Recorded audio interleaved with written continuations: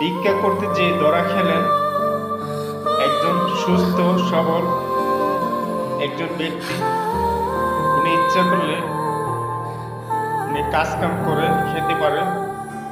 সমাজে যারা প্রকৃত ভিক্ষা করে তারা ভিক্ষা থেকে বঞ্চিত হয় এমন কিছু অসৎ লোকদের জন্যে। আর আপনারা অবশ্যই এই ভিডিওটি বেশি বেশি শেয়ার করে দেবেন যাতে সবাই যেন সতর্ক হয়ে যায়। আর সবাই যারা প্রকৃত ভিক্ষুক তাদেরকে আপনারা টাকা দান করবেন। আর এরকম অ্যাভেলেবেল কাহিনী ঘটতেছে সমাজে, শহরে বেশিরভাগ হচ্ছে, শহর এলাকায়। আর আপনারা অবশ্যই যাচাই বাছাই করে মানুষকে ভিক্ষা দিবেন। দেখুন হাত পা বেঁধে